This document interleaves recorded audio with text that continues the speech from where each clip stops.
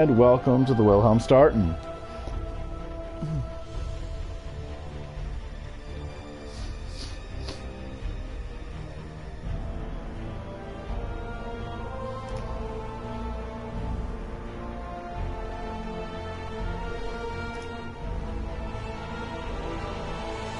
Of course, dashboards being annoying.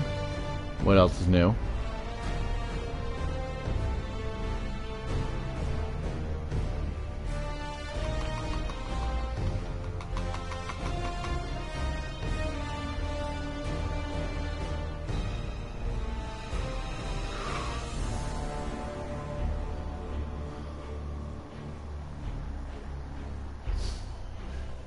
So first order of business is going to be dealing with standard gunsmith bounties. Then I'm probably going to grind Dares of Eternity so I can finally wrap up getting the Forerunner catalyst. Took me long enough, or it's taken me long enough, present tense.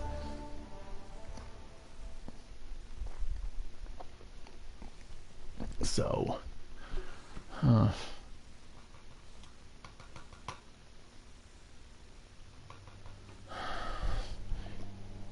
but we are currently at... Well, I'll have to forward that to some of my friends then. Nice. Wonder how tacky it looks. Considering the last time they did something of that sort, it looked tacky.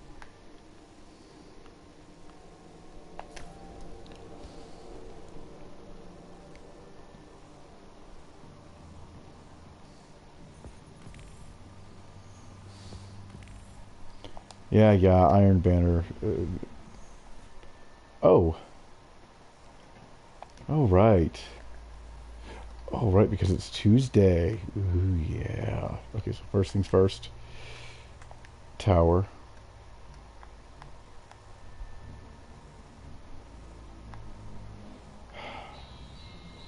Oh, jeez, that's right. I keep forgetting to silence my phone when stream starts, but then again, battery was critically low, so my first priority was plugging the damn thing in. There we go.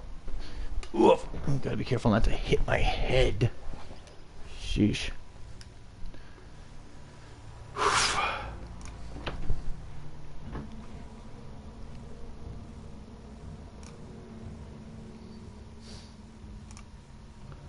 Alright. Now, of course, they've made load times worse.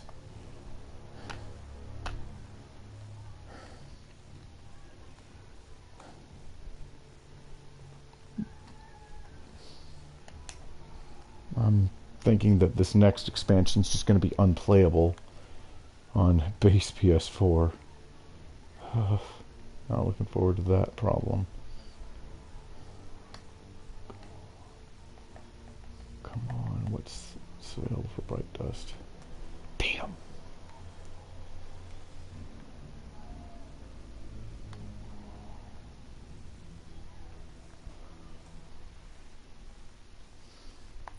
Must spell Populux. It's a Jotun. I don't even have Jotun anyway, so... Gong Show. Yeah, no, that's all of what I've got.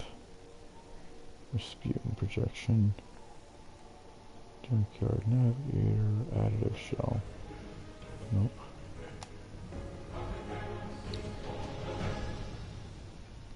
Was that Latin?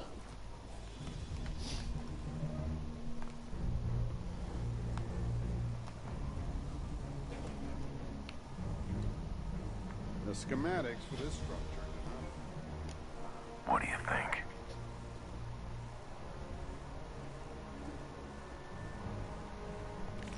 Done and done.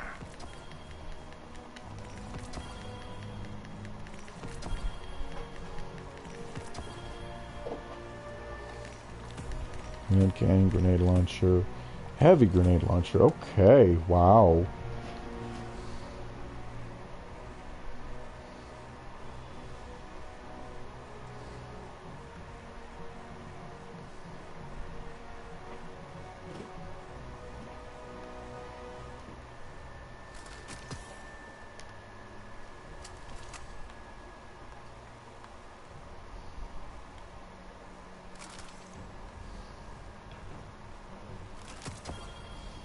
Oh, neat.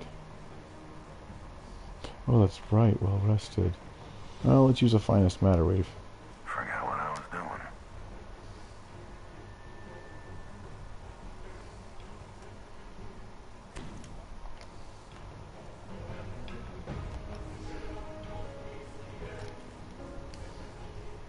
Let's see what we've got for each other. Damn. Balance.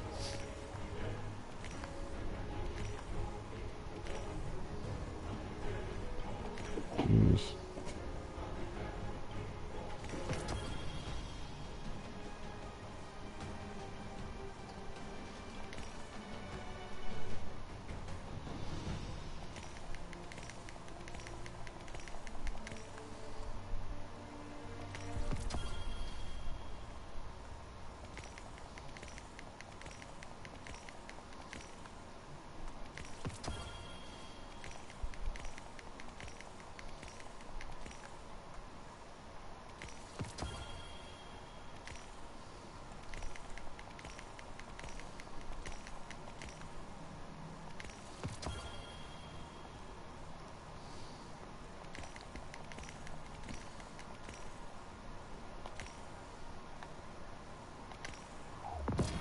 Booyah.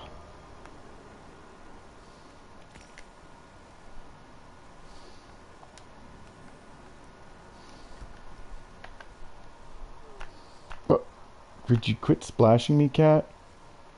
But yeah, with that, I now have well, a lot of Ascendant shards, actually. I must admit, Guardian, I'm very curious to see what you've got for me to crack open. Noisy dog. Okay.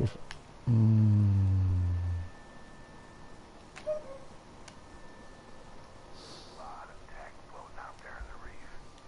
Good and bad. Let's see here.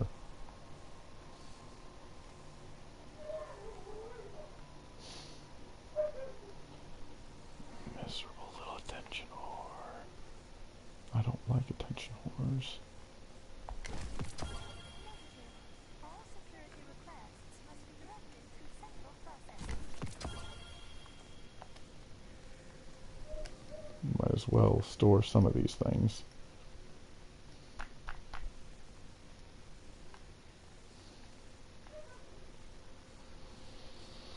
Crazy dog.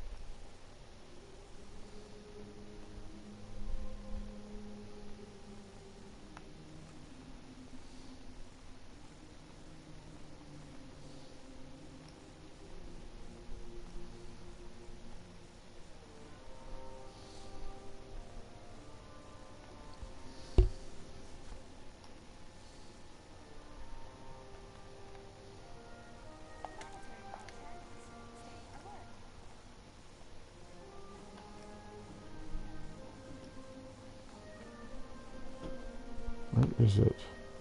There's one of them, I think. Yep, reckless endangerment. Okay. Who's defeated? There it is. That's the one for my warlock. And that'll do it. Also, take a quick look here. It's probably going to crop up. Start of next. Yep, it's going to pop up start of next season, or the season after that, when the new expansion launches. And I don't know if I'll be able to afford it. Shit. Checks out. Carry on. What is he talking about? This is right.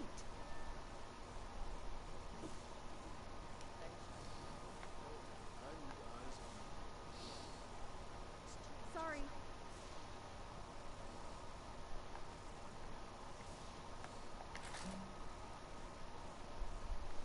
Shoot.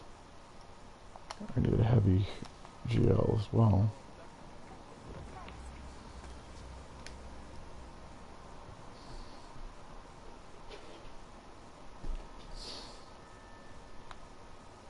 Fight hard, Guardian. Doesn't Where help is you it? or your opponent to go easy. Where it go? Heavy grenade launcher.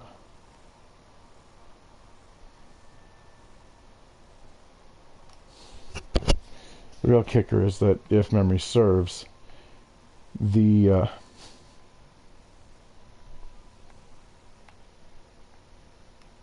a second. Right. No, that's a fusion rifle. If memory serves, the ritual weapon this season is a heavy grenade launcher. Go figure.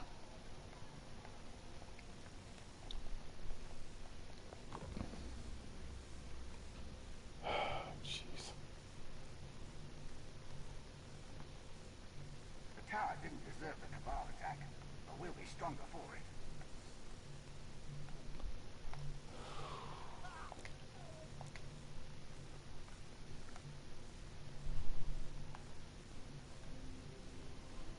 Oh, to hell with it. I'll just use this one. Unless... Yep.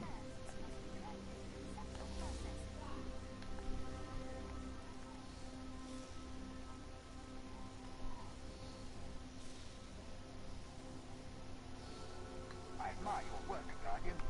You're an artist. And what is the other? What's the element, and what is the other weapon? Vanguard, how better than to guide Guardians?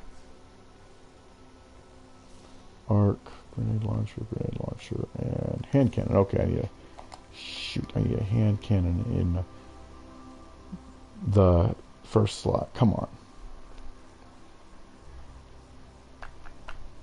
Come on.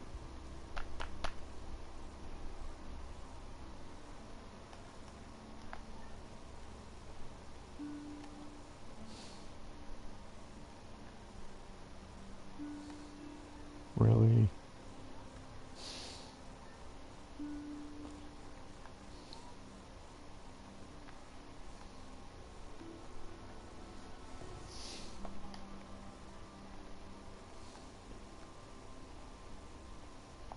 The universe is getting dangerous, but it's nothing a few surgical strikes won't fix.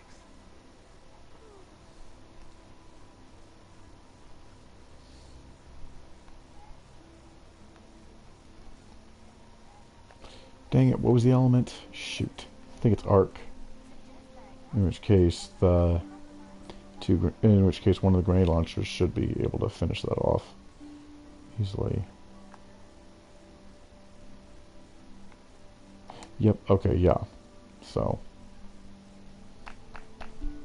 come on.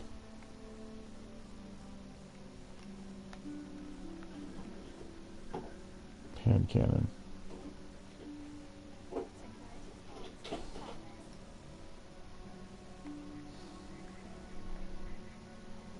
Ow. Back. Oof. No. No. Screw it. It's always a good fallback. 7th Seraph Officer Revolver.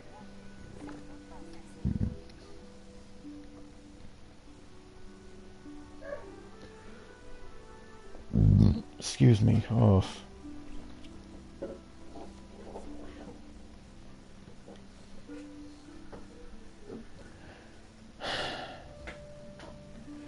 Oh, he just took her out.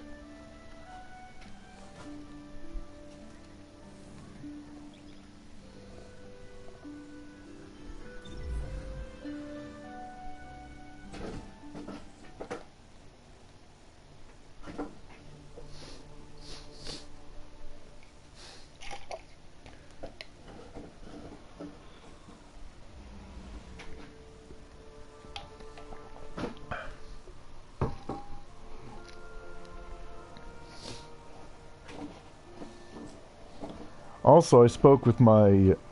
Well, nobody's even here for me to talk to about this, so... Ah, screw it. I'll just say it for the VOD. So I spoke to my little brother. We'll just call him by his former username for now, Kringlemeister. Yeah, I gave him a short list of some of the games in my library. Whichever one he picks, I will be streaming on his birthday. So,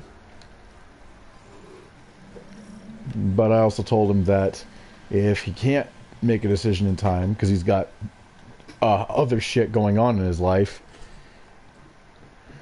and that is as far as I will elaborate. I told him that worst case scenario, Dragon Ball Z Kakarot will be the fallback option, since it's something that since he and I, each to our own degree, both like Dragon Ball. Me significantly more, but you know. We need 2 override codes to get the lift moving. Only Cabal engineers carry them. All right, let's get this one out of the way. Boom.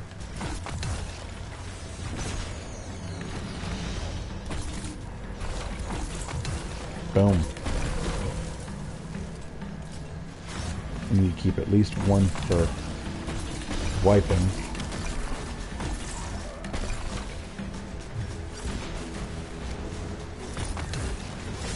Ow.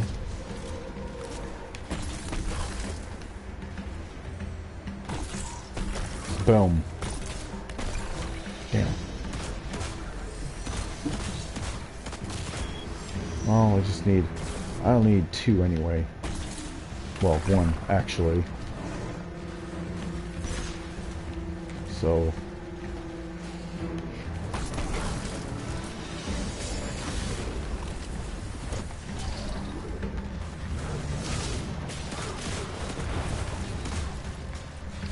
Also, the 7th Seraph weapons tend to have good impact.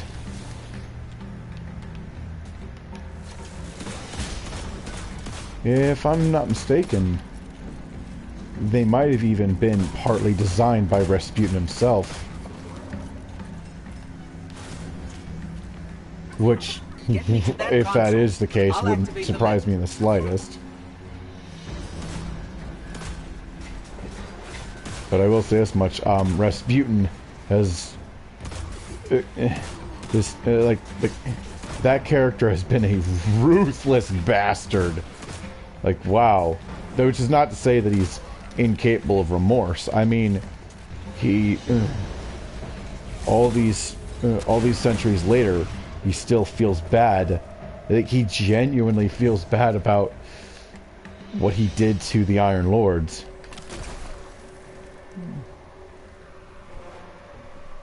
So, well, that's something.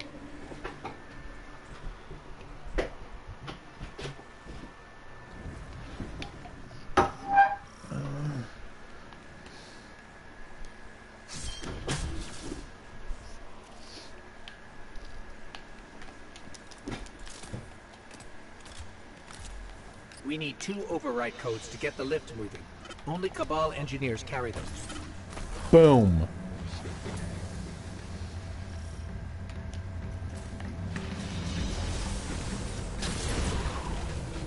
Factories, this can only... Damn.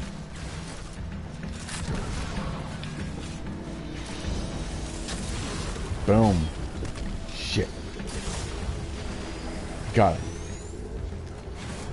Salvage or salvo. Damn.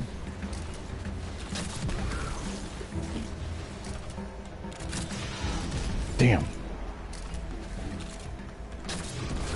Angling is weird. Oh, got one at least.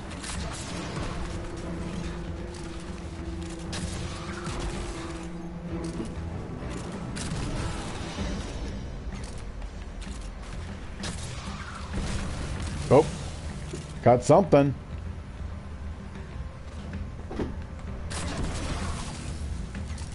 Basically have to land it right at their feet, more or less. Sheesh.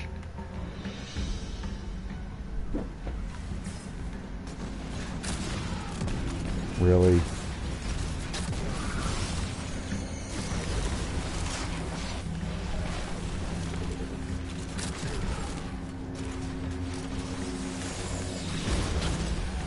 Really?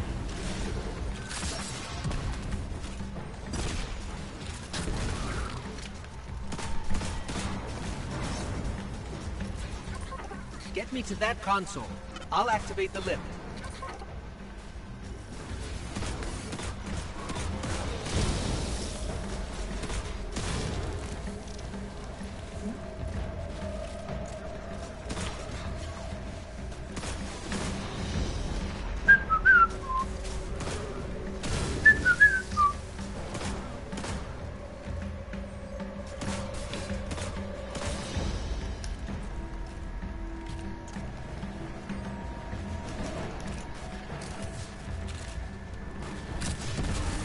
Boom.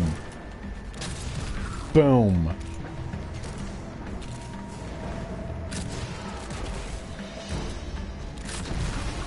Gotcha. Wipe.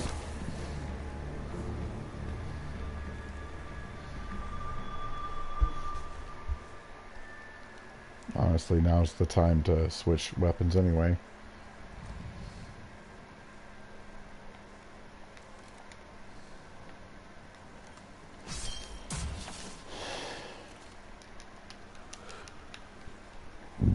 Excuse me.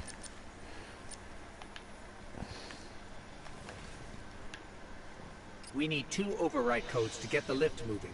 Only Cabal engineers carry them. Boom. You got lucky. There it is.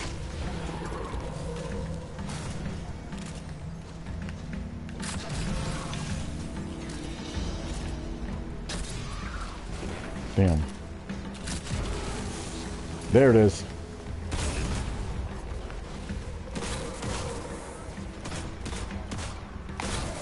There it is. Finally. At this point I can just switch characters, but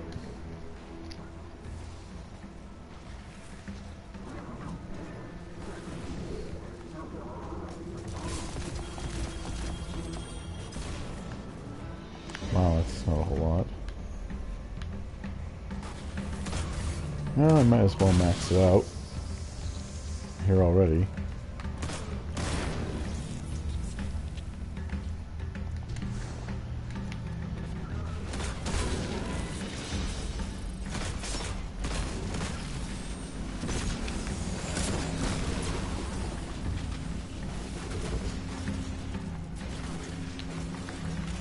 Oh, shit.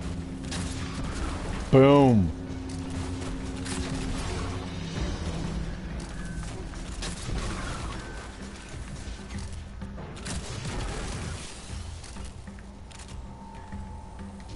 Not gonna lie, that was actually pretty satisfying. Get me to that console. I'll activate the lift.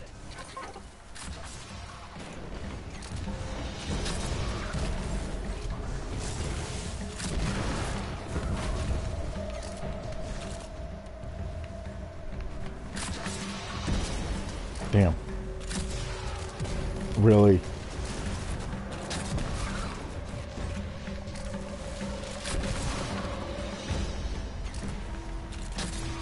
Damn.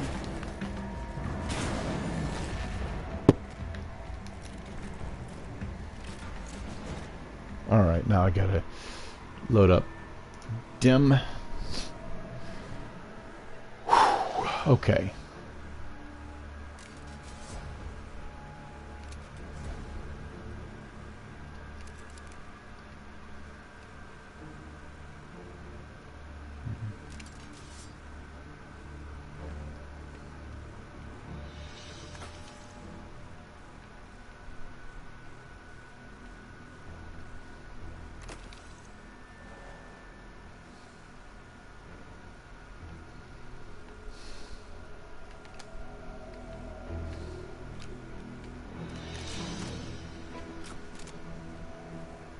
Oh, hey Builder.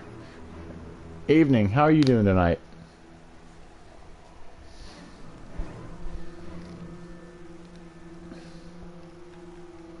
Good, good. Alright, changing characters. Just running through gunsmith bounties. Nice, nice. And does it seem like it fits well, nice and snug in the middle of Volume 7? Well, early Volume 7, I mean. Good, good. Still waiting for dim to load. Excuse me. There we go. So, things with Destiny 2 were weird this past week. Are you at all familiar with any of the memes around this weapon? Just the memes. Never mind the actual lore. Hold on, it's still loading. Telesto. Long story short, this weapon has given the devs a lot of trouble. Like, seriously. To the point where it's become a meme that the weapon is self-aware. And last week, the devs leaned into that. With basically... with some of the in-game stuff insinuating that Telesto had become self-aware and had taken over the game. Even taking over their social media. Because if there's one thing that Guardians can appreciate, it's memes. Alright.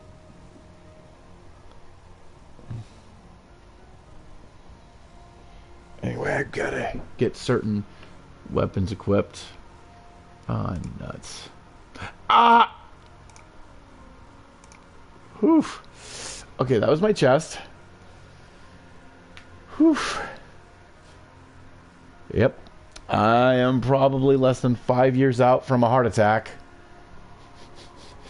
Ugh. So... Ugh.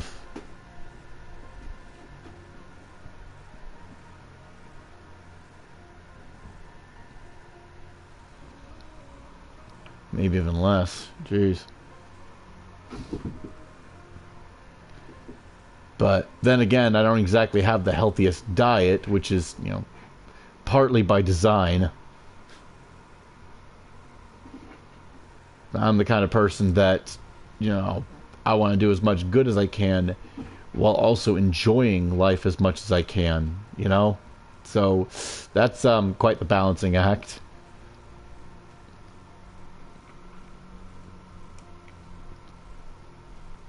And no, the absurdity of it is not lost on me. I realize full and well what a messed up perspective that really is.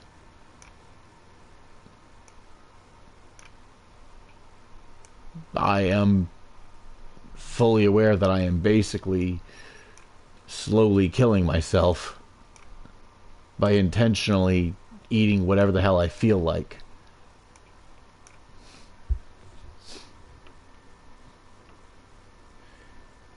Which is why I say that if you're in good mental health, eat right, treat your body right, you'll be able to do more good for longer that way. And if you're not in good mental health, get help.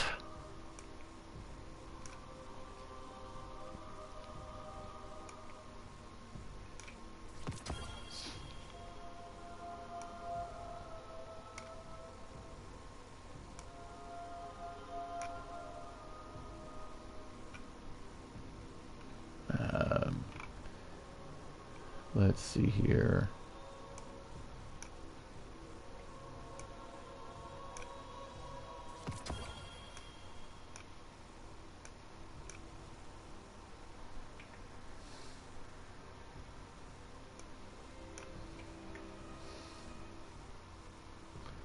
Which one's this? Okay, that one goes on my Titan. This one needs to go on my Hunter. And anytime I need a shotgun, I can just use that.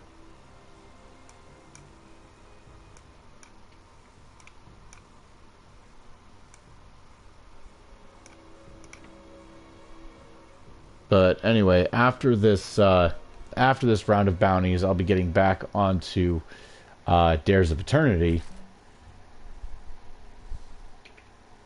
which, for the uninitiated, is basically it's an in-game activity that's presented like a game show, complete with references to real-life game shows. It's a wild ride, to put it mildly. And it's so much fun.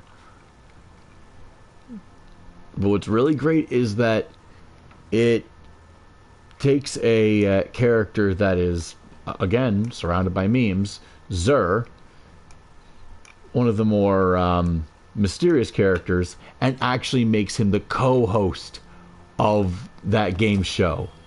It's actually pretty damn funny as far as absurd scenarios go.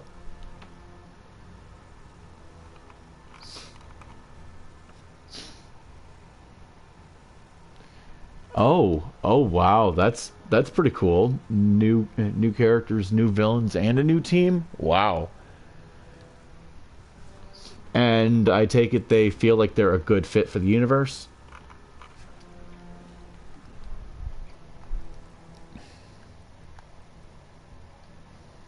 Good. That is always essential, to make the characters feel like they actually belong.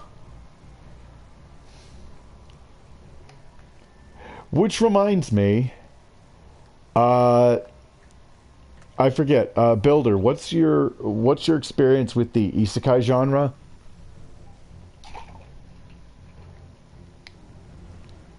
Okay, what word is that name pronounced like?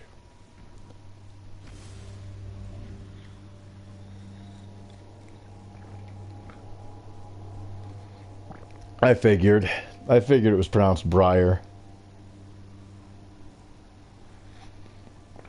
So what's their overall theme then?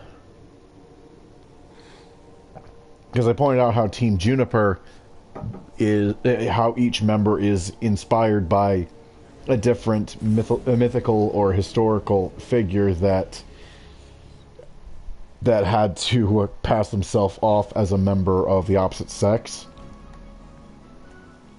So, what's the theme for these ones? Also, another example is how the Ace Ops, which, talk about a dead giveaway of a name. They're not really fleshed out much. Oh, that's a shame. But yeah, for those who don't know a whole lot about RWBY, the Ace Ops were introduced in Volume 7. And, well, as you can probably tell from the name, they're inspired by characters from Aesop's Fables. So, for example, Harriet Bree, whose semblance is super speed with a lightning particle effect, prompting many flash jokes, is obviously inspired by the Tortoise and the Hare, and she is voiced by an Iris Quinones. Fucking awesome. One of just a small handful of voice actresses you will often hear me gush about on this channel. Another being Erica friggin' Lindbeck. Okay, SAO, Shield Hero from Complex. Okay, Isekai Quartet.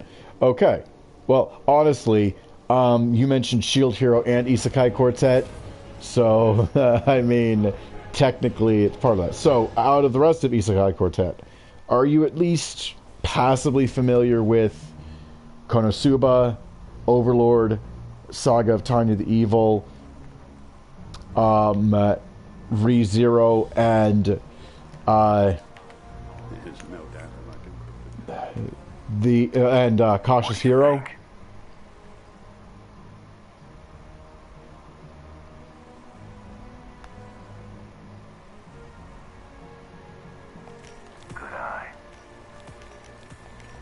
Oh, nuts. Don't tell me that it's gonna have to... No, it's still there. Good. But... Make us proud.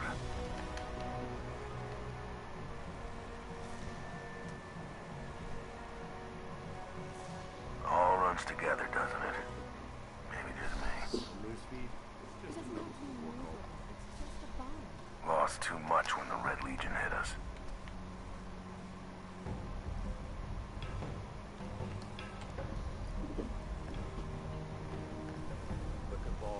Are you talking about ReZero?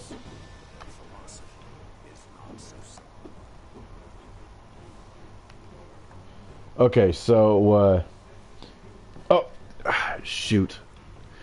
Auto mod. There we go.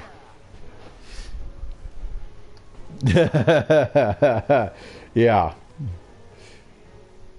So, long story short, Cautious Hero is, well, I mean, you know, what's in a name?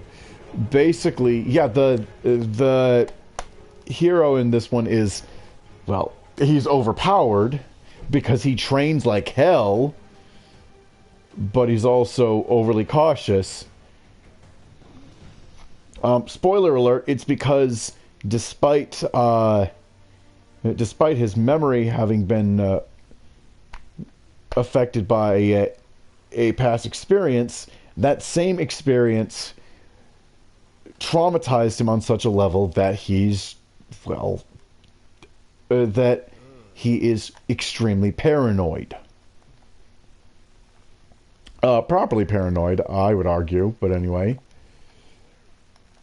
But, yeah.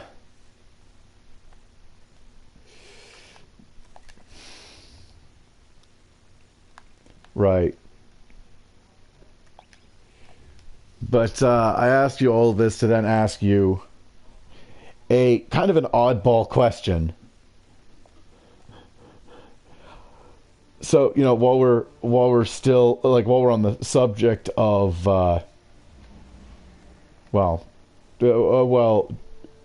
because I was reminded of the subject of your crossover fanfics, it got me wondering, which Sonic characters, just hypothetically, would be the best fit for certain isekai? Like, which ones would not be complete fucking story breakers, essentially? And which ones would be the most helpful, again, without being a story breaker? I would imagine that most of the hedgehogs would ruin the entire thing, quite frankly.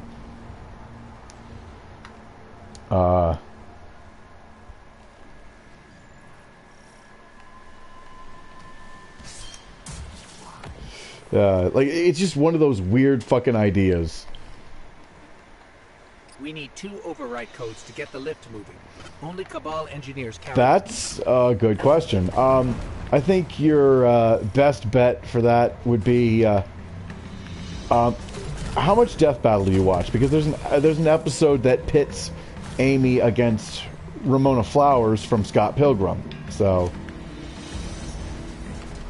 and for the uninitiated, they actually, okay, yeah, but for the uninitiated, you know, those that'll eventually watch the VOD.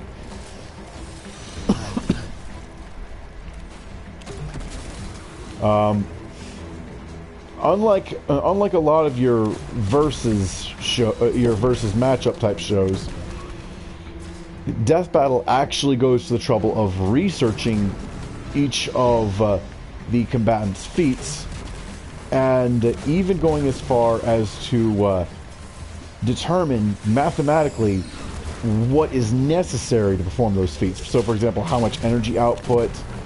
So, you know, and for destructive feats, the TNT equivalent required.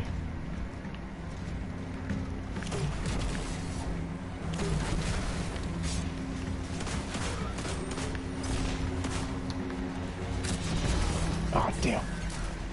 It's really tricky to get the angle right on this. Usually the better idea is not a straight shot with these special grenade launchers, but rather to angle it like so. Boom.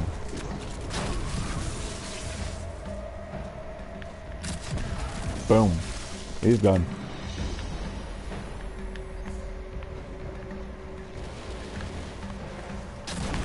Boom. He's gone. And not a wipe. But anyway. But yeah, that's a good question. There's just one thing. Amy doesn't use electrical attacks, which means that Nora would be out one of her major advantages.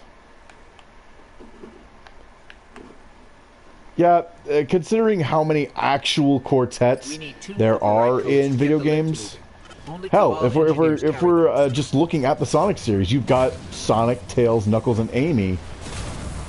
So, yeah, now you just gotta find a way to make those. Now you just gotta find a way to make that backronym catchy.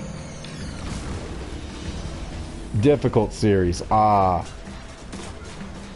that's a. Oh dear God. Now I'm trying to think of. Well, here's the thing. I don't play a lot of FromSoft games, but I can. Oh, difficult. Okay. Oh, each from different series. Oh, that might be a little tricky if you were to just do pro tags. So it'd probably be better if you were to take, you know, supporting characters from different series. You know. But you'd also want to avoid too much redundancy as well. So, for example, you couldn't really have. So, for example, you'd risk it getting a little stale if you put, for example, Shadow the Hedgehog and Riku from Kingdom Hearts on the same team. Although, to be fair, Riku definitely has a better handle on the moodiness than Shadow does. Like, holy fuck.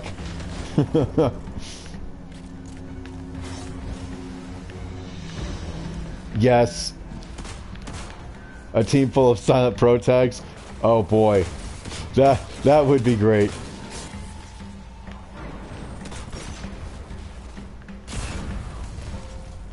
Meanwhile, you'd of course just put a bunch of the mascot characters on one team, so frickin' Mario, Sonic, Pac-Man, and either Spyro or Crash Bandicoot, I would imagine. Or for that matter, you could also get away with it. Oh, which reminds me, fun fact, fun fact, I think it was Takashi Iizuka, but the director for Sonic Heroes came up with Shadow the Hedgehog, like the game Shadow the Hedgehog, when he played Jak 2 while recovering from the rough dev cycle of Sonic Heroes. Which, yeah, that tracks.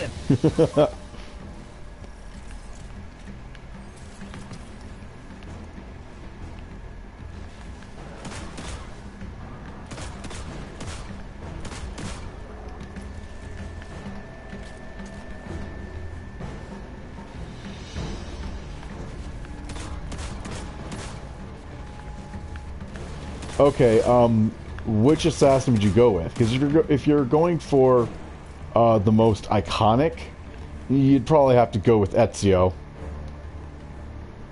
Let's be honest.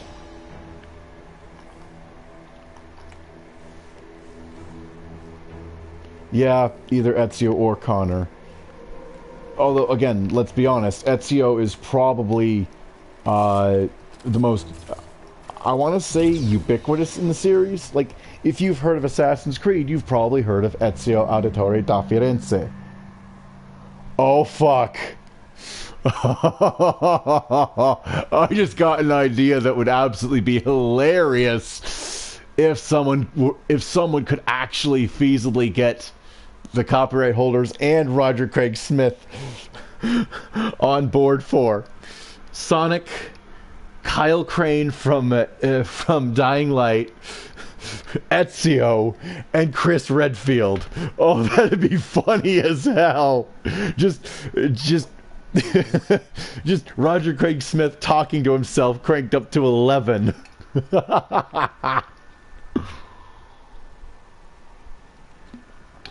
Oh, that'd be funny as hell.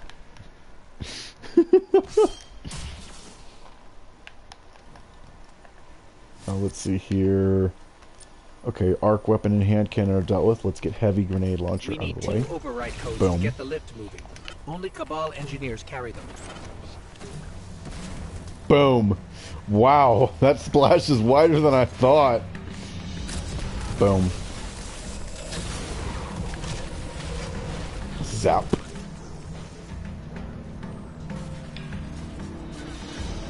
Fair enough.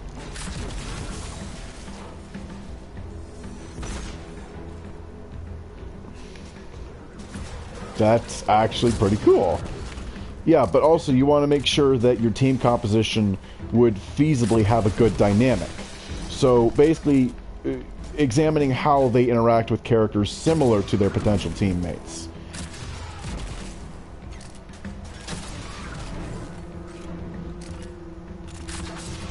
So, for example, you wouldn't want to stick Shadow the Hedgehog with someone that does not get along with edgelords. And you definitely wouldn't want to stick him alongside Sora. Because, I mean, seriously. Although, to be fair, considering some of the kinds of people that Sora is able to get along with, he could also bring out the best in Shadow, for all we know. With anyone hurting him, summoning forth a rage from Shadow that we haven't seen since Sonic Adventure 2. But my point is, you do need to make sure there's a good dynamic, regardless. Boom, right in the shield. Wait, fired or simply didn't renew his contract? There's a big difference.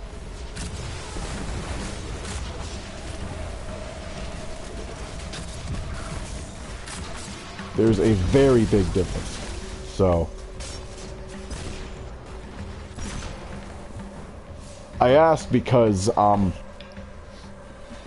circling back to Rooster Teeth, and again, I'm beating on this dead horse again, because of course I have to. That's kind of part of my shtick. But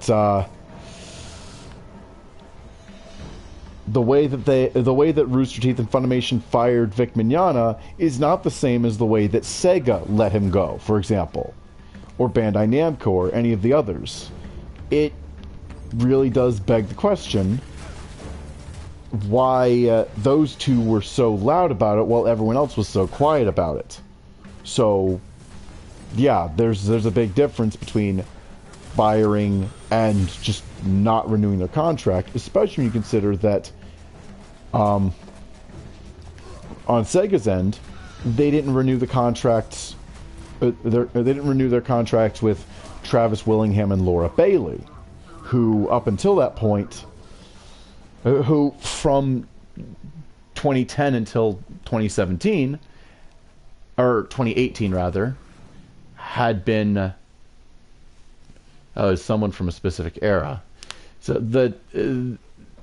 basically from 2010 to 2018, Travis Willingham had been voicing Knuckles, among a few other Sonic characters, and Laura Bailey had been voicing Blaze. Then again, they let Quentin Flynn go, who had been voicing Silver. Now, Blaze is voiced by Erica frickin' Lindbeck. Silver is now voiced by Bryce Papenbrook. Yes, that Bryce Papenbrook, voice of Kirito. Yeah. And I'm sorry, I can't remember the name of Knuckles' current voice actor. Point is, they and Vic Mignogna all got replaced by Sega. Okay, Darth Revan. Okay. Oh, yeah, I see where you're going with this. Yeah. Futuristic and sci-fi. And medieval, of course.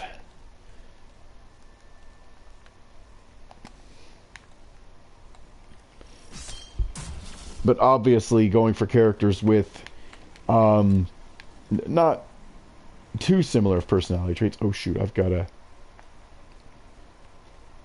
Right. Future and sci-fi, medieval, western.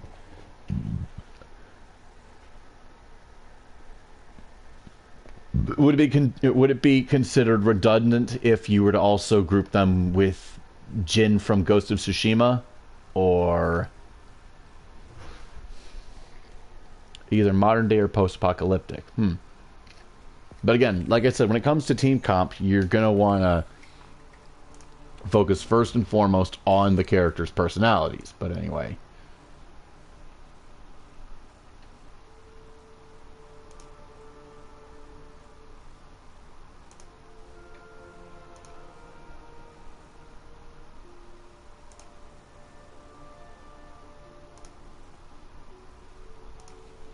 There we go. Shoot, I gotta go in here. That hasn't been updated in a long time. Okay.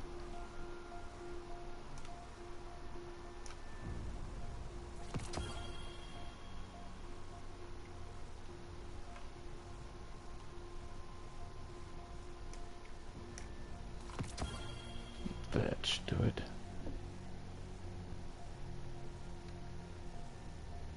Right.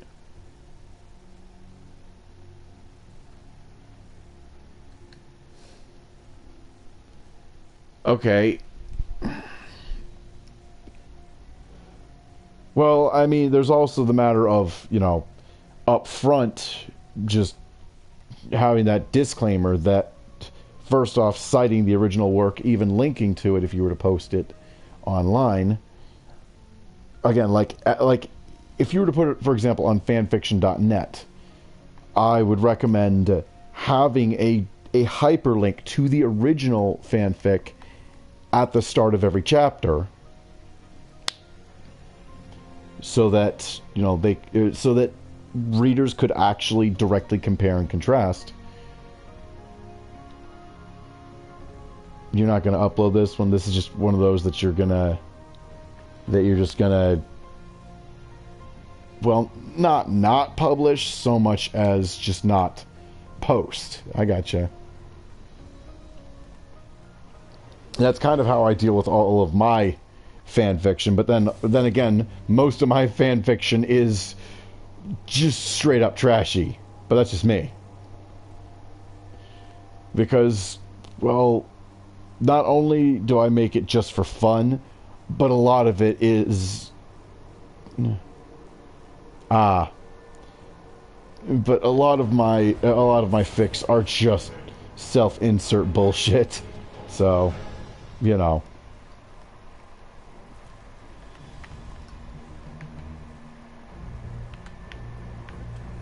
It's good to see you alive, Guardian. Nice shooting out there.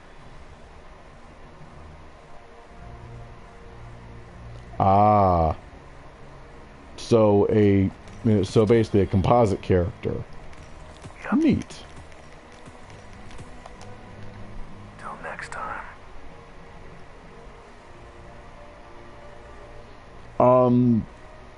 Question though. Isn't there a time? Like, what's the time gap between those entries? Isn't the Lone Wanderer the player character from Fallout 4 specifically, while the Courier is from New Vegas? Or am I mistaken in that?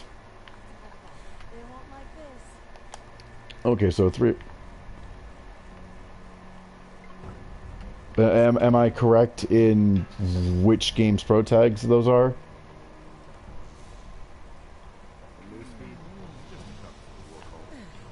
Because if so, if I'm correct, okay, yeah, then there's a massive plot hole there then. So they're already going for the alternate universe angle, because the Lone Wanderer was in cryosleep for like a century, meaning that they didn't emerge from cryosleep until, well, didn't fully emerge from cryosleep rather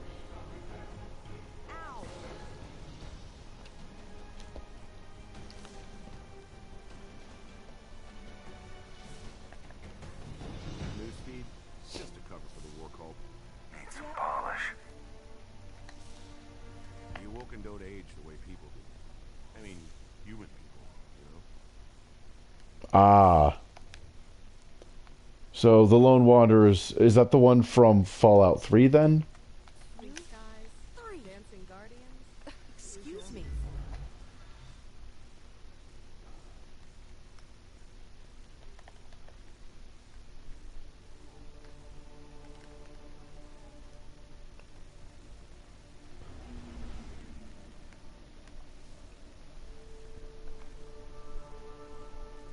Okay, yeah.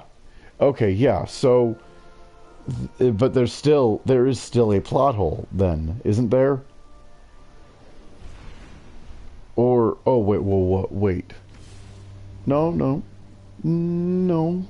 New Vegas. So you said New Vegas is 3 or 4 years after Fallout 3. So it is feasible then that that basically the Lone Wanderer got, well, to put it bluntly, brain damage from getting shot in the fucking head, if I'm remembering the premise of New Vegas correctly.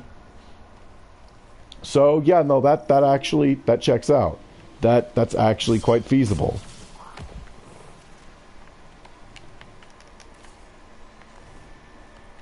We need 2 override codes to get the lift moving. Also, Only yeah, Cabal engineers carry them. the fact that New Vegas's protag canonically has a TBI is, wow, that's something.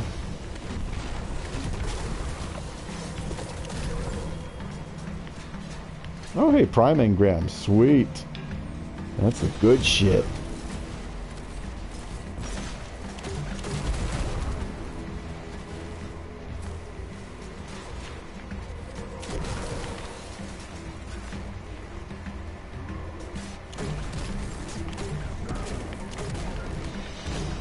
Damn.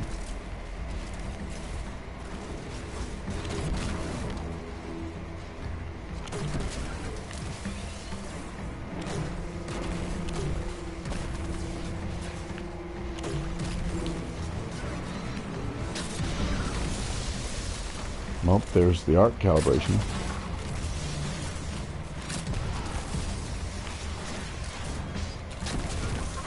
Get me to that console. I'll activate the lift.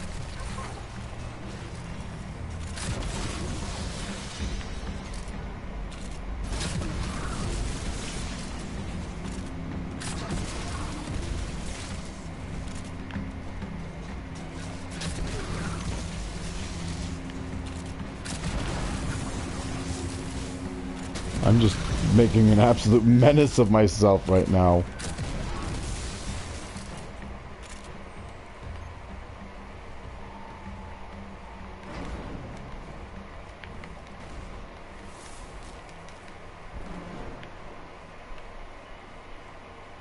Right.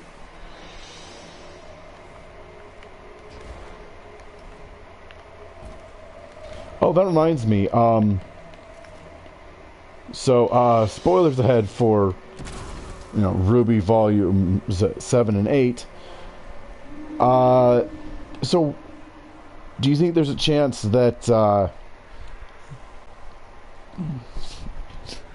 that Crow, Robin,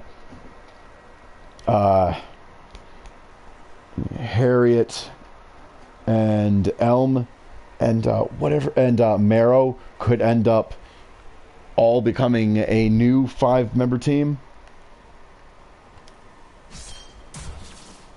With obviously with a rough dynamic starting off between We need 2 override well, codes basically to get between the lift Harriet Only and Cabal both engineers Crow carry them. and Robin. Let's be honest. They've proven themselves, quite frankly. Also, again, about Vic Mignogna, the exact timing within the series, specifically, of them replacing him as the voice of Crow couldn't have been more perfect for one simple reason. That was the point, like, at the end of Volume 6 was when Crow, well, midway through Volume 6, I would argue, was when Crow stopped drinking. Which realistically would have altered his voice somewhat. Although, let's be honest, the change was way more immediate, you know, in universe than it would have been realistically.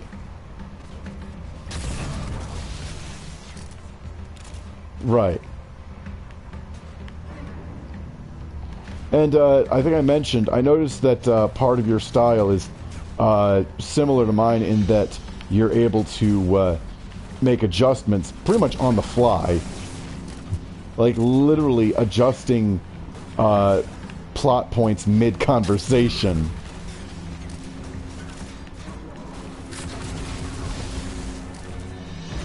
Which isn't necessarily a bad thing either. If anything, it's a good show of creativity and adaptability. Damn. Right.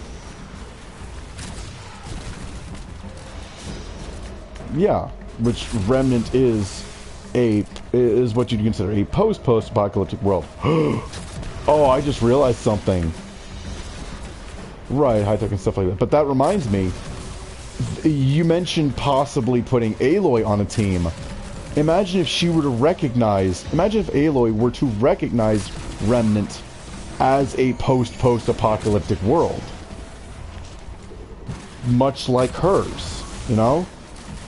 Which I mentioned that the old world before the Pharaoh Plague was very much a cyberpunk future. But anyway, which kind of begs the question, when you've got some time, I'd like you to do a little bit of research into Johnny Silverhand and tell me which characters you think he would which characters you think he'd group well with. Right. Also, I think it'd be good to pair. I think it'd be good for one member of the team to have Well, I've never played Half-Life or Dead Space, but I will say this much: no matter which silent protag you go with, it would be a good idea if another slot is reserved for a character that specifically has experience working alongside a silent protagonist.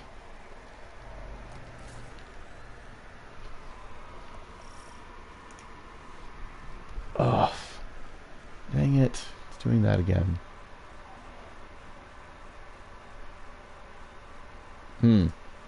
Again, not familiar with Half-Life, so...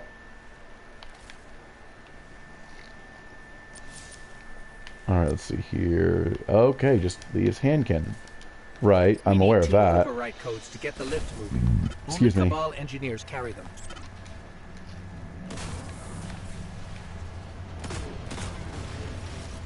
Yeah.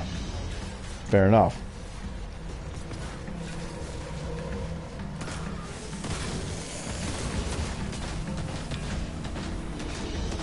Oh, shoot. Not good.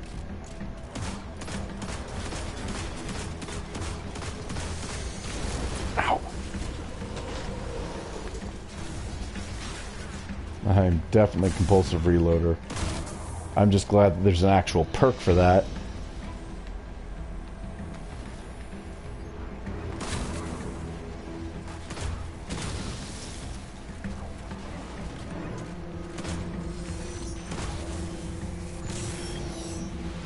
Oh, speaking of perk, just because that's the name of a rewards program that ended up, you know, going down the fucking drain. If any of you have heard of a rewards program called Mode Earn App, it does work quite well, but the thing is that rewards programs, at least in the United States, are legally obligated to file a 1099 MISC on behalf of their users after $600 within a given tax year. The now the problem with that and Mode Earn app is that they stop paying out just before $600 a year, so they don't have to do that. Basically, they will once you are just like once you hit the point where your next payout would cross the 600 mark, they will just make up any excuse to invalidate your gift card order, basically citing fraudulent use of the app, even if you are using it completely legitimately. They are full of shit because they don't want to admit that they don't have the protocols in place, basically, to file a 1099 MISC. Okay, Aloy, Isaac, and Alex. Okay, just one more. And both Isaac and Alex are... Well, I mean, you know, depending on your definition of high-tech anyway. But, so, each of them is from a world where things are going to be very much high-tech. In Aloy's case, a post-apocalyptic future. Alex, well, I mean, technically it's a lower-level post-apocalyptic future because, you know, the aliens did fuck shit up, but humanity, as I understand it, has bounced back. Meanwhile, Isaac, oh boy, oh, that poor bastard.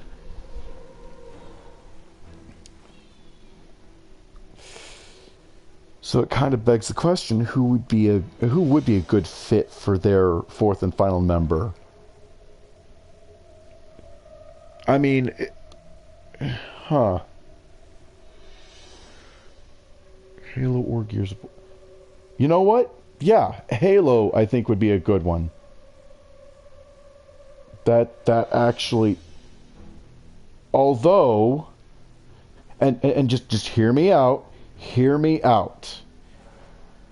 If we're going, because I couldn't help but notice sort of a quote-unquote mascot. Well, not mascot, but noticing a lot of platform representatives in that lineup, with the exception of Isaac. So hear me out. You mentioned Aloy. You mentioned Alex. And you mentioned any character from Halo. What if the silent protag on that team was a version of Link? Specifically the version from Breath of the Wild. And no, having two bow users would not necessarily be redundant.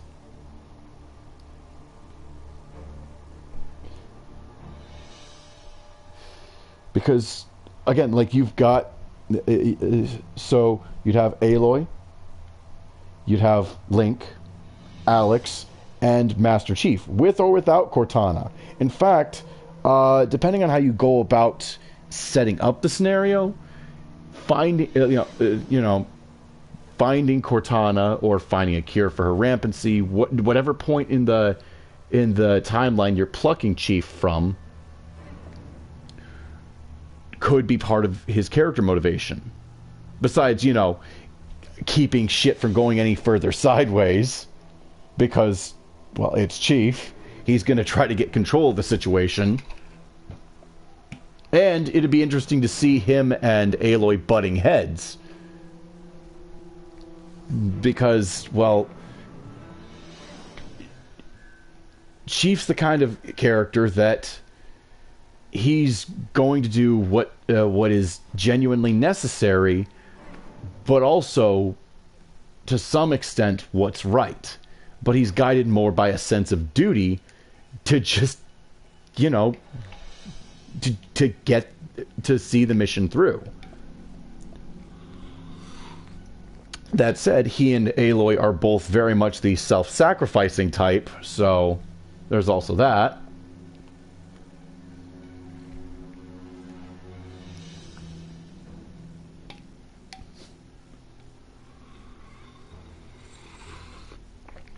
And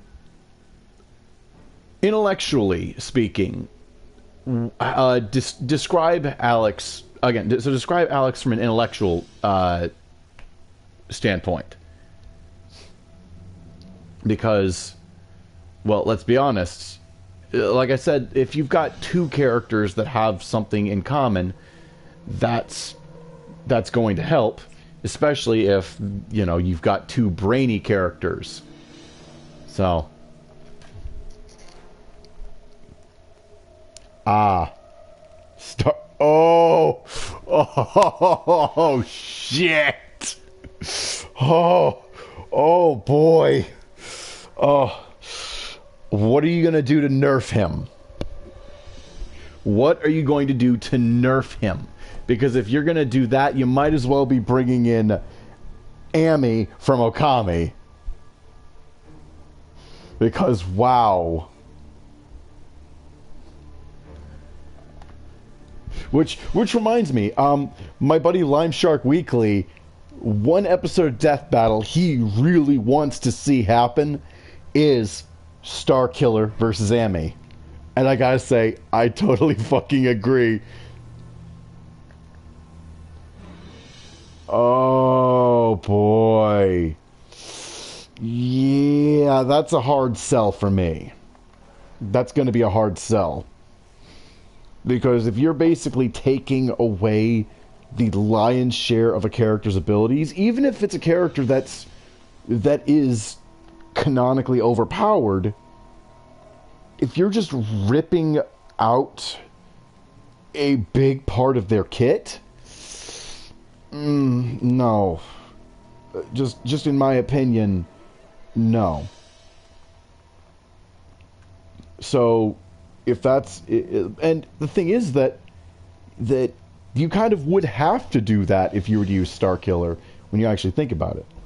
So, it has to be... they have to be characters whose abilities are not bound.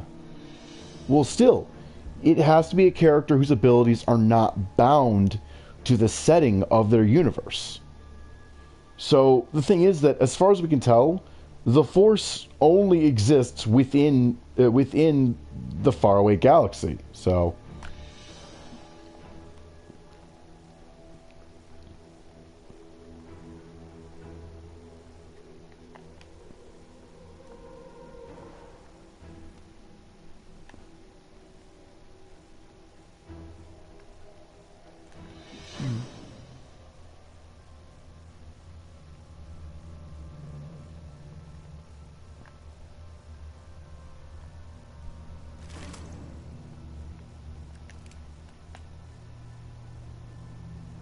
right.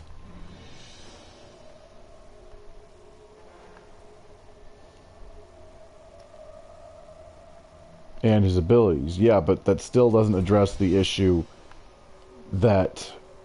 it still doesn't address the issue that he would actually logically be functionally powerless when removed from his original setting.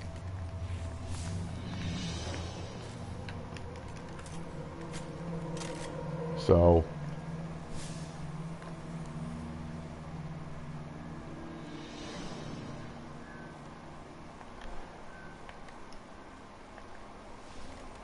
like, as far as I can tell, it like, his abilities are...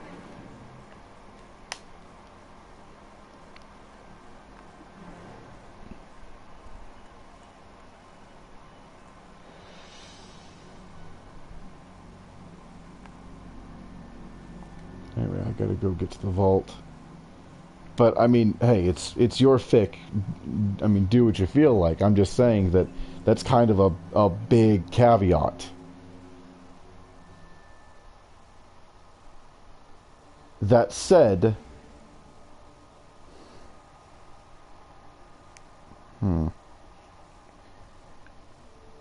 That said, it could...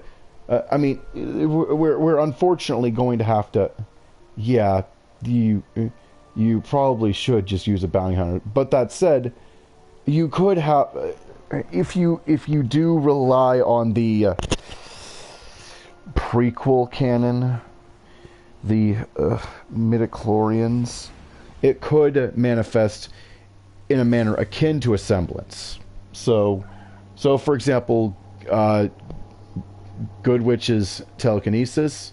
Yeah, so basically that it's just that he could just be severely nerfed and just be limited to that more basic kit for the entirety of the story. Unless, of course, the scenario at some point has the characters shifting through their respective settings.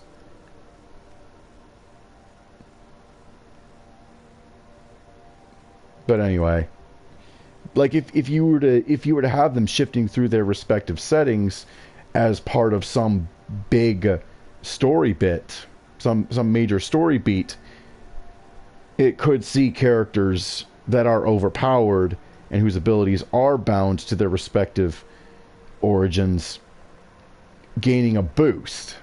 So Starkiller, for example. But anyway,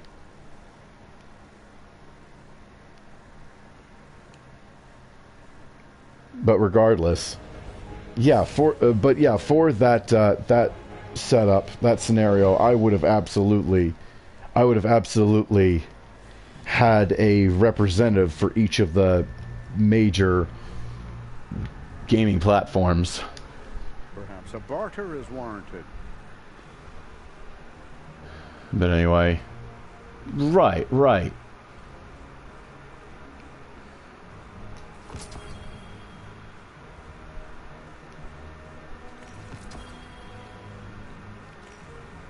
There we go. Need to keep that up. And now for the vault.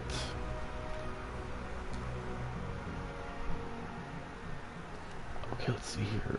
What do I need? What do I still need to upgrade? That one. I still need to upgrade this one. It's oof. That's got a ways to go. Okay.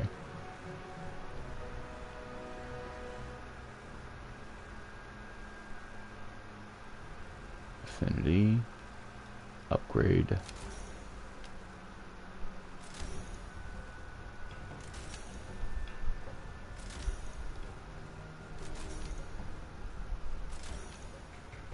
And that's where it stops, sadly. It's going to be a lot harder after that.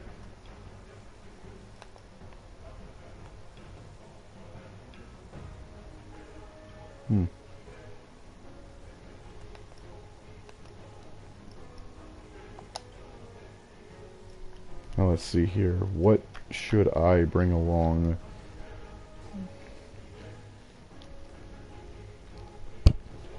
I need to pack stuff for the second and third slots, so heavies and secondaries. Sorted by rarity. In fact, you know, let's just use dim again. Let's see here. Go with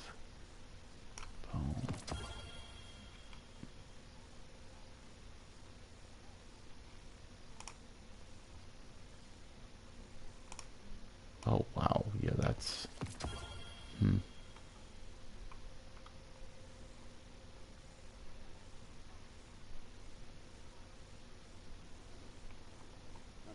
golden age blueprint for interplanetary orbital sails.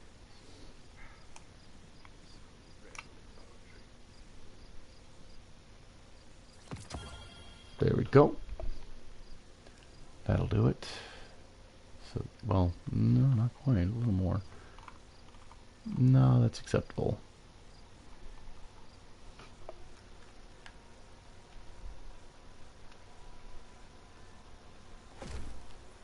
Oh, damn it. Didn't mean to do that. Shit. Didn't mean to put it back.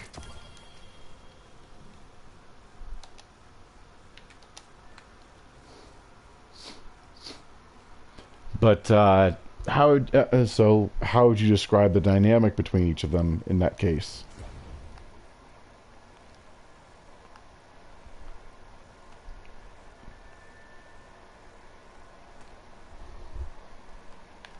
Oh shoot, I gotta put away a lot of these.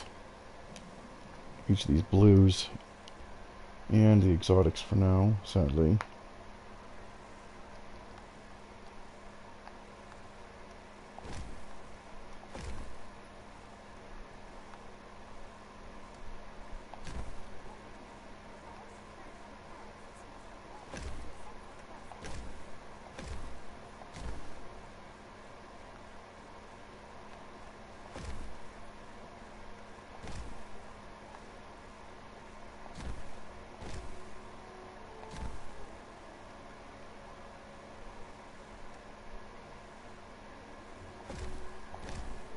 There we go.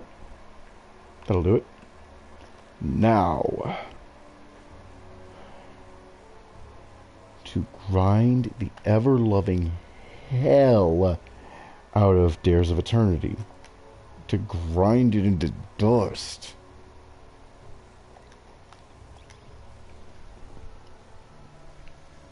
But anyway. Oh, kitty's sleeping.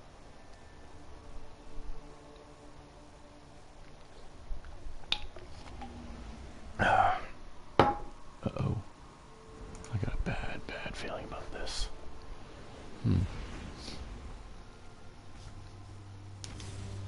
But anyway.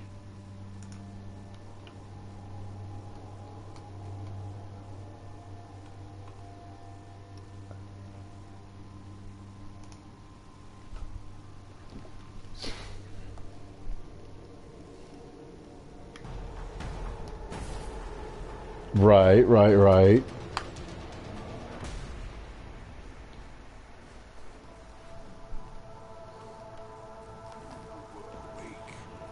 Do you now sleep? My motions are not wholly under my control. My will is not my own, is yours. Yes, at one point he did lose his memory. Oh. Oh, nuts. Oh boy. It actually went and reduced my... Whatever. Alright, let's do this. Will to return?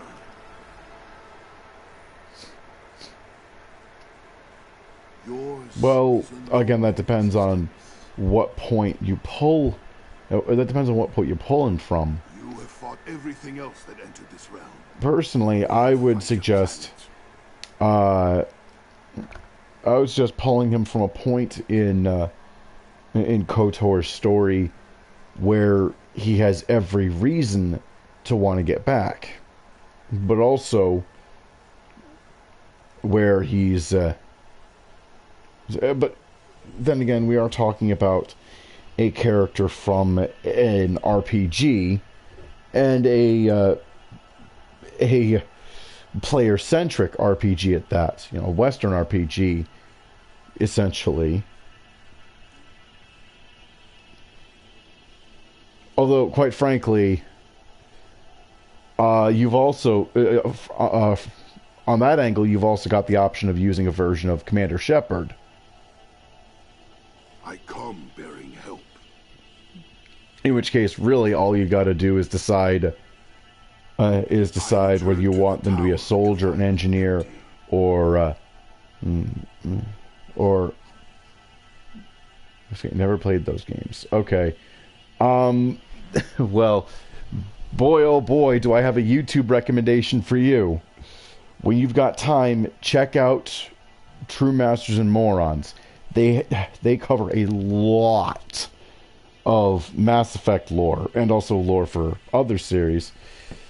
And also check out the Templin Institute, which not only talks about lore, but does it through the framework of essentially treating the fictional universes they cover as alternate worlds.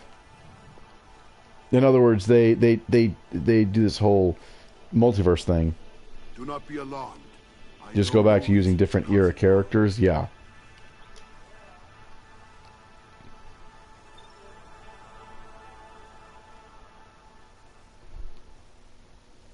But anyway. Oof.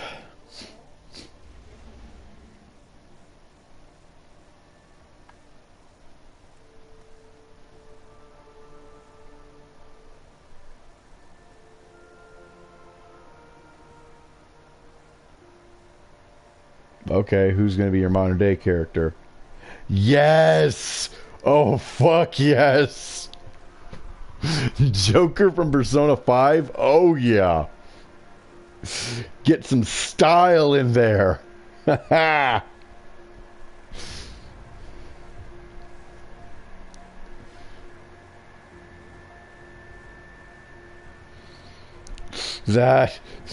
would kick ass.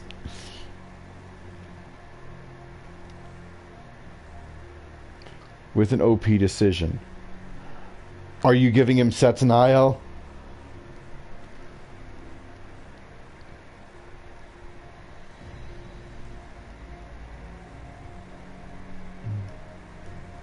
Or are you locking him purely to Arsene?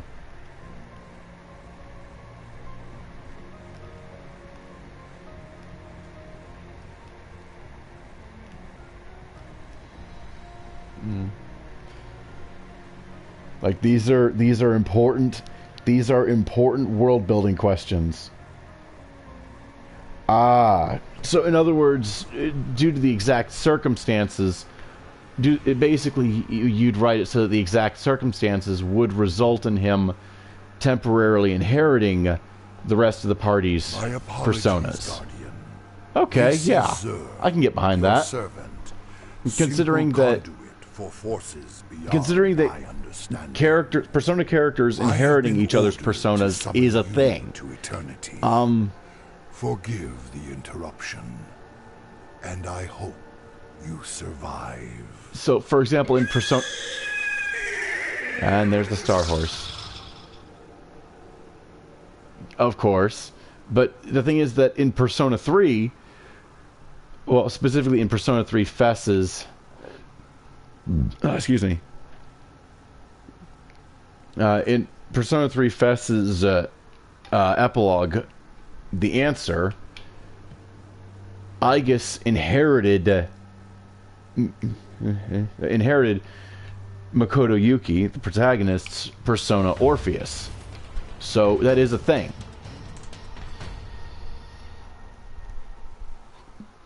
But it's also highly circumstantial. So as long as you can write the circumstances of Joker's personal situation in a way that accommodates that, Here, it can work. you will encounter mind-bending dangers and bountiful riches. Oh, that would be cool.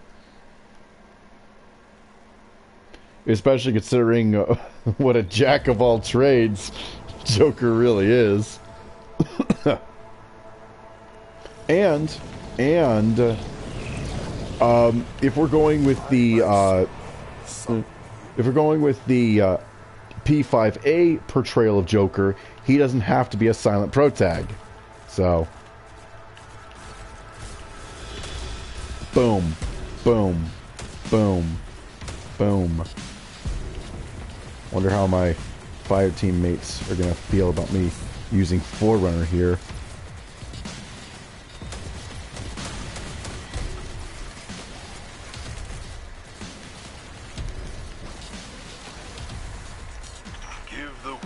Yes.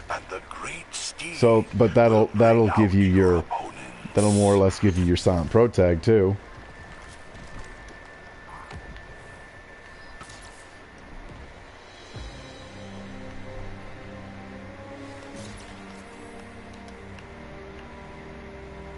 Let us hear it for our returning champions, the Cabal. Although, one thing that I would suggest is that you could actually use multiple different setups, each for a different team. So,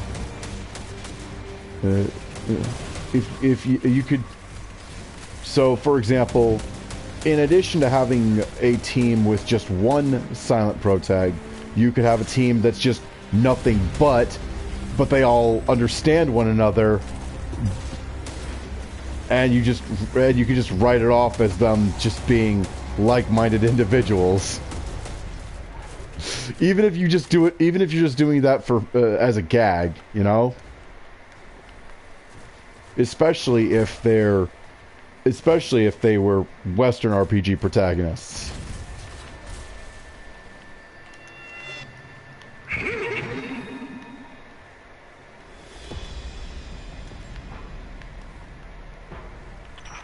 So, for example, you could have the Dragonborn and one of the any of the Fallout protagonists, hypothetically, on the same team, and they wouldn't need to say a word to each other anyway, because each would know what the fuck they've already got to do.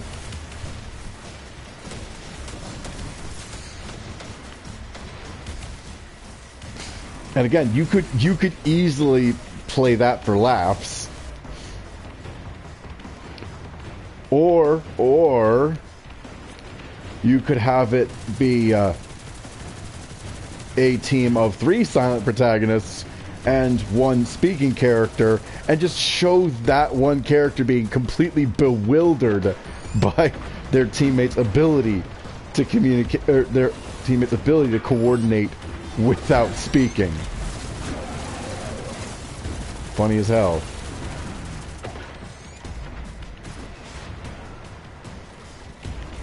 Ooh. That would be interesting. But you would also have to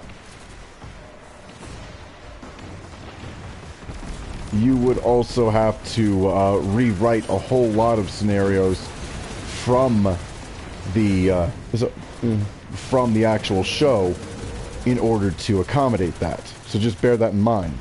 A lot of those stories are not, like, a lot of those plot points would not pan out the same way without her present. So,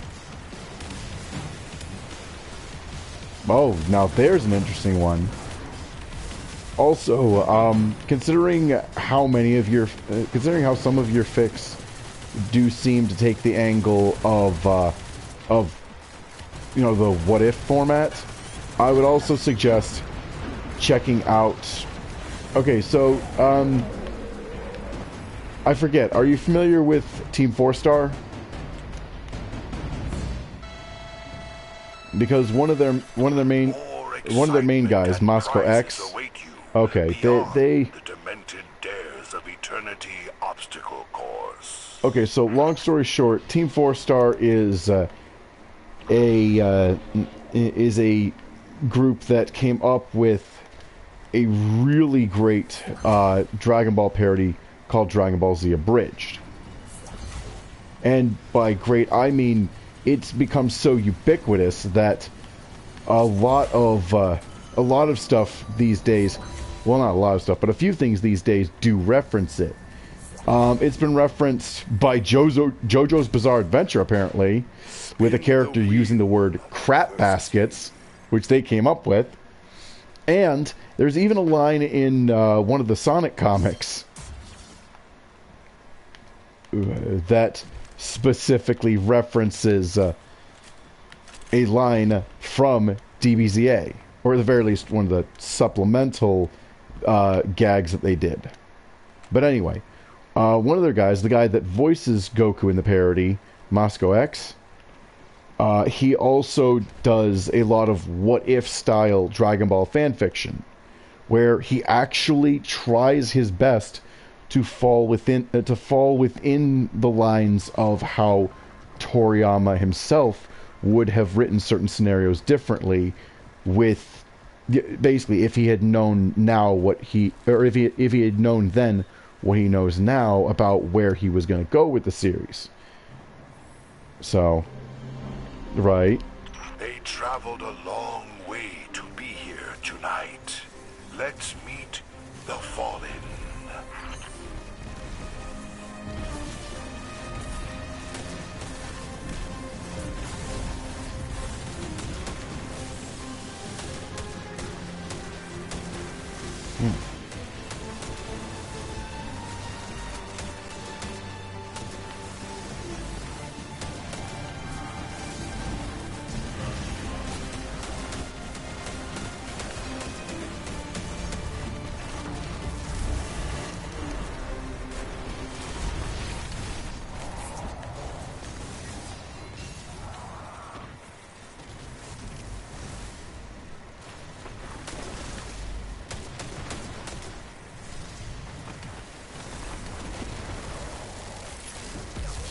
Damn.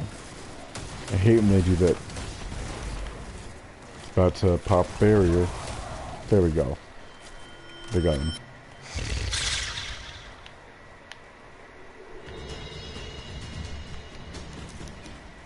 The horse is pleased and summons more opponents.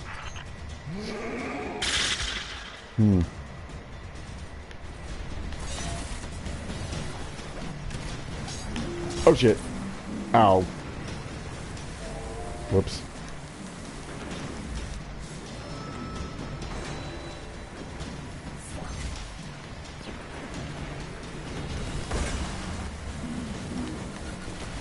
Not a whole lot, except that Handsome Jack is an ass, and that Claptrap is annoying as hell.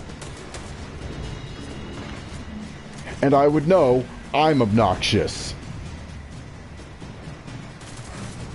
Like recognizes like.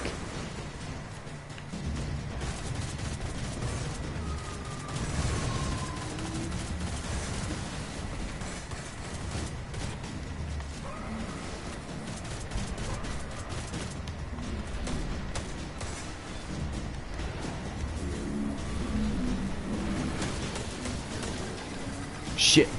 Shit, motherfucker. Ugh. Bullshit.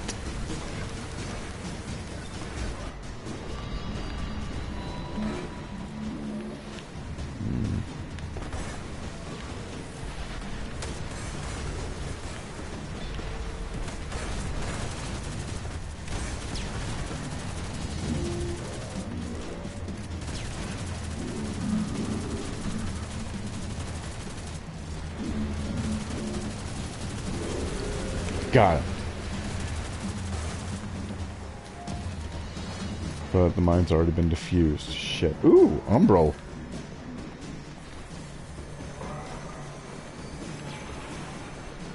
Oh shit. Oh, you son of a... Yeah, these fuckers can forcibly teleport you and they're a massive pain in the ass. Oh, come on! Exploder Shanks.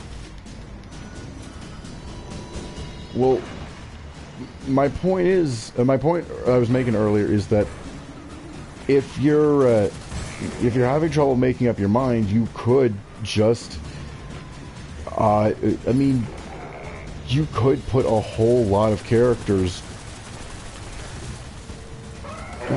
and just organize them into their own teams. Like, that said, maybe minimize characters from the same series, of course, because because otherwise you could end up with story breakers. The horse calls powerful fallen. Uh-oh. Ow, ow, ow, ow. Cornered. Not anymore. Woo!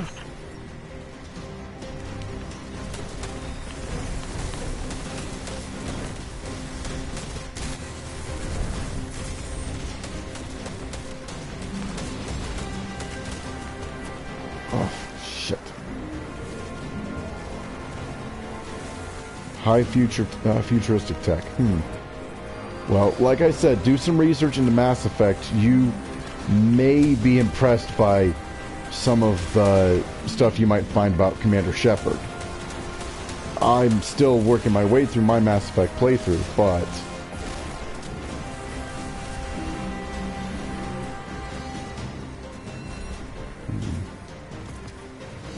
But it really depends on how high futuristic you want to go.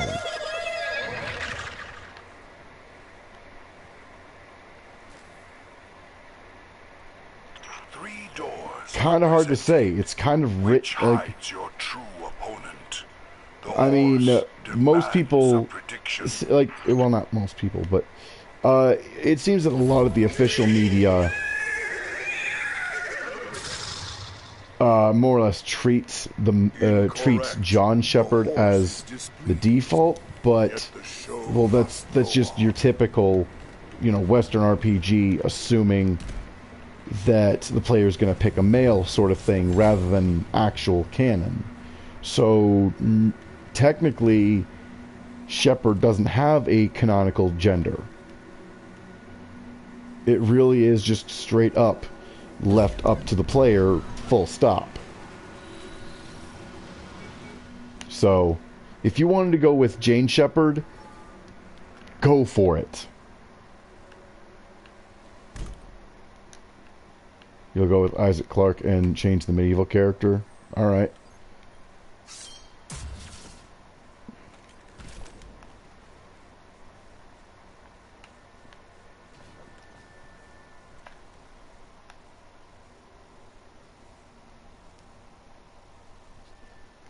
Oof. For your final challenge tonight, echoes of the past draw swords against you. Good luck.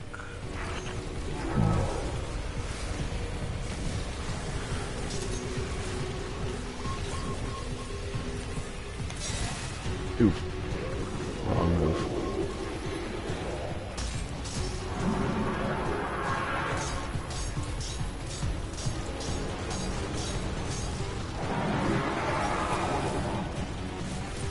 That's kind of a hard one. I mean, honestly, I would say Link, but there's also the question of which one.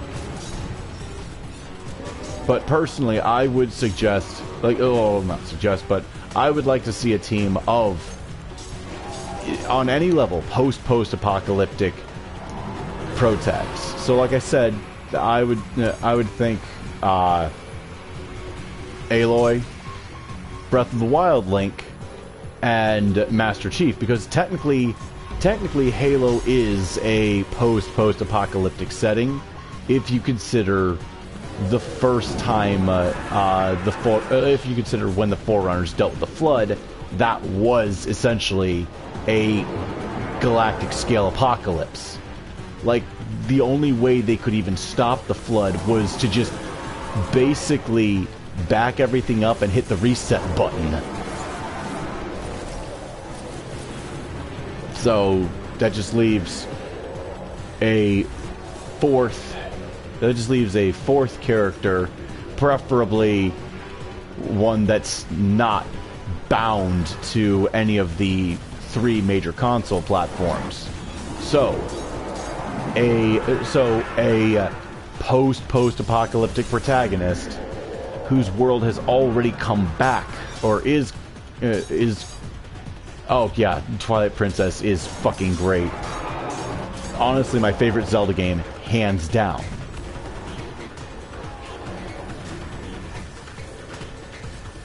Which is exactly why I find it so upsetting that they almost never revisit concepts. Which is why we will probably never see the Twilight or the Twilight Realm ever again. And that saddens me.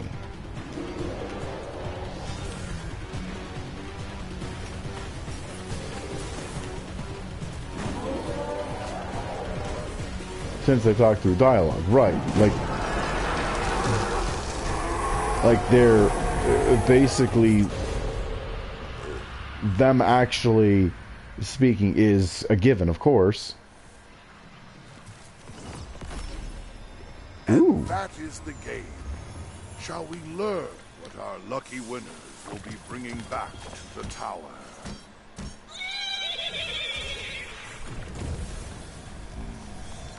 Treasures pulled from the Paraverse itself. Just like our contestants on tonight's Dares of Eternity. Good night. Well, wouldn't the same be true for any of the Fallout protags then? But anyway.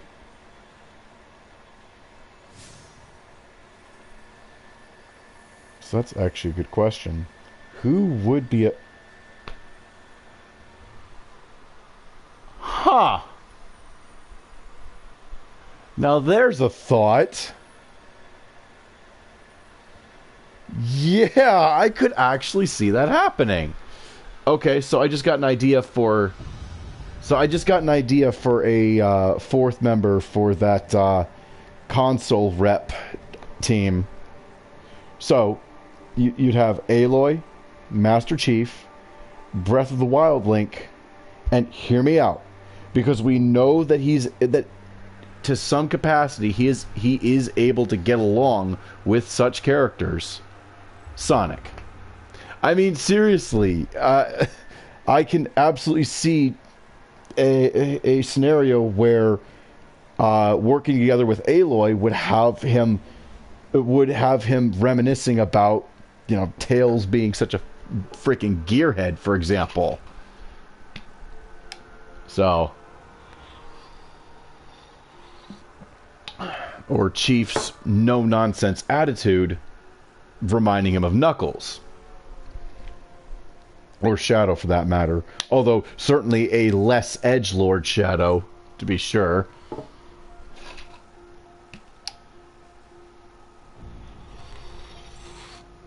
Still haven't gotten around to watching it, sorry.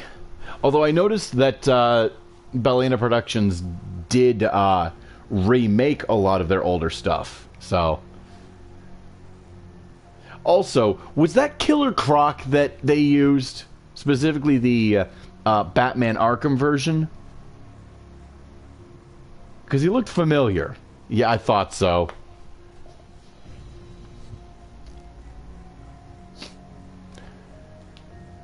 That said, we've probably got about 10 minutes left on the stream. You okay to raid?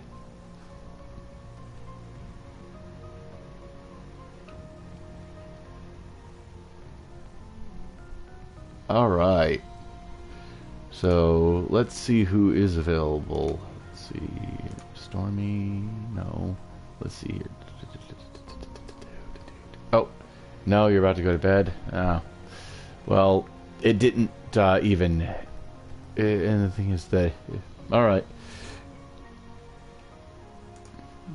Just say it. I'm a big boy. I can take it.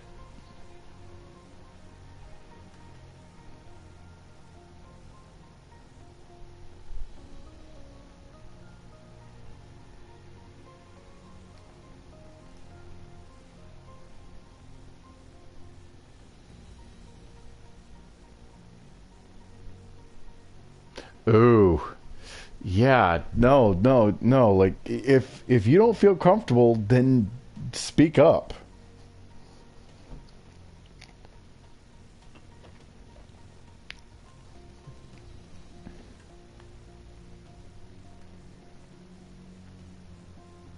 Like, one of my biggest problems dealing with people is when they feel like they have to say yes just to be nice. And if anything, that makes me if anything, them saying them agreeing with me just to be nice makes me feel guilty. Makes me feel like a dick. So if you don't feel comfortable, then speak up. Always. But yeah, I'm gonna be cutting the stream soon anyway, so I guess this is just where we cut it. So